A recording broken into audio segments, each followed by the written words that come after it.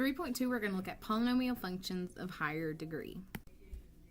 So we're going to be looking more at kind of the graphs of polynomial functions, different characteristics that we can see from it, and then we're going to learn a really important test at the end of it. So in this section, we're going to study basic features of the graphs of polynomial functions. And that first feature that we're going to identify is the fact that it is continuous. Essentially, this means that the graph of polynomial function has no breaks, no holes, or gaps. And so if you wanted to write on paper continuous and then put in this definition, no breaks, holes, or gaps, if you want to go back to grade school, it means you can draw it without picking up your pen. So notice on this graph to the left, if I went to draw it, notice I could draw it and it's continuous. I did not have to pick up my pen. But on this graph, this one, if I go to draw it, I would have to draw, use my pen. I'd have to draw, color in, pick up my pencil, and then I would have to begin again down here on the blue one. And so this one is not continuous.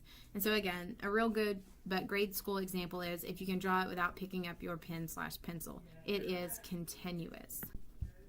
Another part is that it cannot have a sharp term.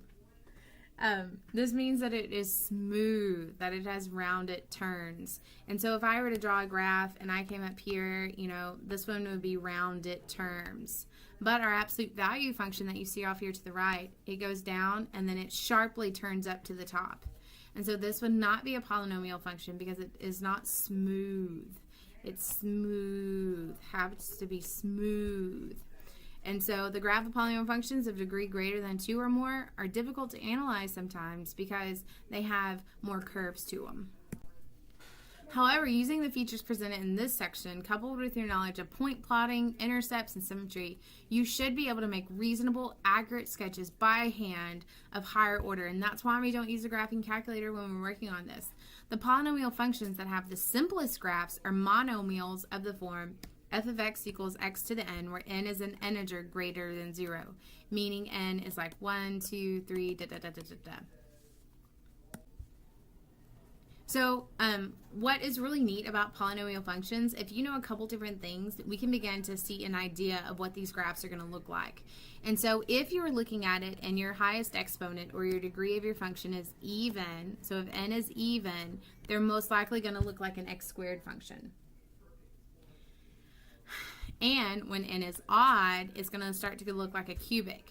One difference is it kind of began to flatten out at the origin. So you can see this gray one right here, this is x squared. But x to the 4th is very much similar to it. It still has kind of that U shape to it, but it's kind of flattening out here on the origin. It's kind of like a taco, like x squared is your taco, and then they got those new like stand and stuff tacos, and they're kind of rectangular on the bottom. That's kind of a good simulation between the x squared and the x to the 4th. Now in the cubic one, this is your cubic one, the gray one, and so that, has the nice little curve to it that we're used to seeing. It looks like it's got one hand up in the air. But an x to the 5th is similar. It has one hand up in the air, but it's a little bit more flatter at the origin. So if I was writing something down, I would write some of the red part that I've circled and then these little blurbs here. Moreover, the greatest value of n, the flatter the graph near the origin. So polynomial functions of x to the n are often referred to as power functions. Power functions. And again, we just mentioned this, flatter near the origin. Dun, dun, dun. This leads to the leading coefficient test. This is super important. We're going to use this so much, and cough, cough, fake cough, it's going to be on your test. So the leading coefficient test, here's what it said. As x move without bound to the left or right, the graph of the polynomial function eventually rises or falls. So here's what I would write. Leading coefficient test. F of x, there's your definition of a polynomial. And I would write number 1, when n is odd. When n is odd.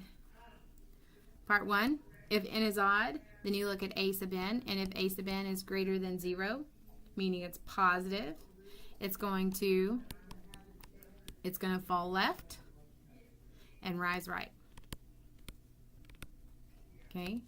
So again, if the leading coefficient, if a sub n is greater than 0, it's going to fall left and rise right. And then I would do part 2 under n is odd, and I would say if it's less than 0, it rises left and falls right. So a very good way to simplify it down. Now this only tells you the end results. It only tells you that's going to fall on the left and rise on the right. It doesn't tell you anything in between. Again, it only tells you it might rise on the left and fall on the right. It doesn't tell you all these curves in between. This only tells you the end behavior. Part 2 of that is this. When n is even. When n is even, if a sub n is greater than 0, the graph rises to the left and right. And if it's less than 0, it falls to the left and right. Again, it only tells you this n behavior. Notice that n behavior is similar to an x squared because it's even, so it's going to look something like an x squared, and that's why you have the same n behavior.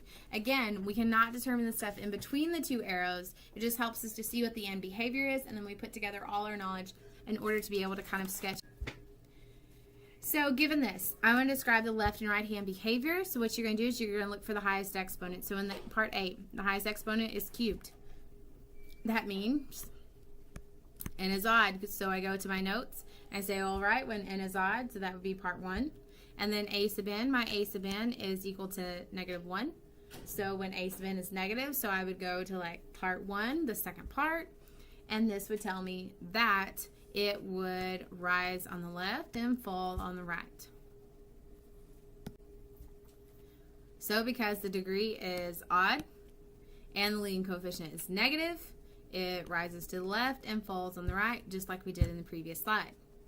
Again, this only tells me this n behavior.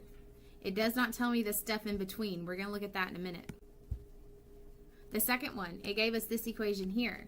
And notice, n is even, and it's positive right in front of it because it's a positive 1, so it's going to rise on the left and rise on the right. Again, you don't know this stuff except for the fact that I gave you the picture of this graph.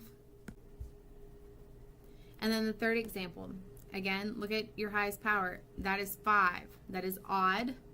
The leading coefficient in this case is just a 1, and so it's positive. And so it's going to fall on the left and rise on the right, similar to an x cubed. Again, you don't know the stuff in between. So in that last example, we know that the lead coefficient tells us whether the graph eventually rises or falls. Everything else in between we're going to use from previous knowledge. We're going to use the fact that we know how to find intercepts. We know how to find min and max points. And then we're going to help that to see an overall idea of a graph. So we need to resurface and kind of help ourselves to remember things. Let's go back and remember, what are zeros of a polynomial function? Zeros of a polynomial function. If f is a polynomial function, a is a real number, the following statements are equivalent. Meaning, you have a zero, a solution, a factor, or an x-intercept. That means you take your function, you set it equal to 0, and you solve it out. And that tells you zeros, solutions, factors, intercepts. So we're going to find all the real zeros of this. So to find the real zeros, you set equal to 0. You'll notice that when I go to solve this, it has a negative 2x squared in common. That's a GCF. So I pull that out front. And that leaves me with x squared plus 1 equal to 0. Excuse me.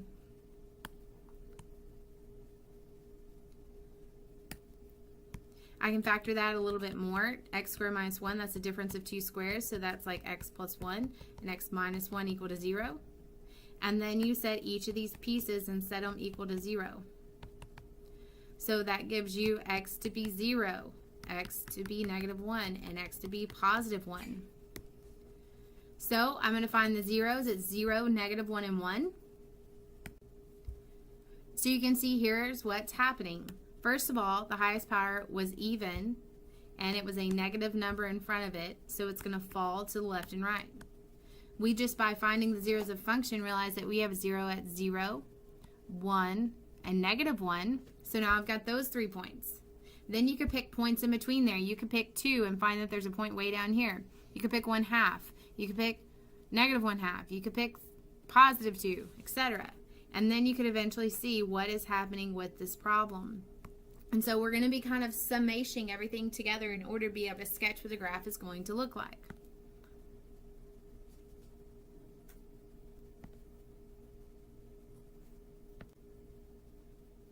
Now you're not going to have to per se graph everything by hand looking at it, but I want you to be able to put all your skills together to go, this is the lead coefficient test. It falls, rises, etc. These are the zeros of the function. This is what I expect to see if given a graph of a function. So see if this helps with 3.2.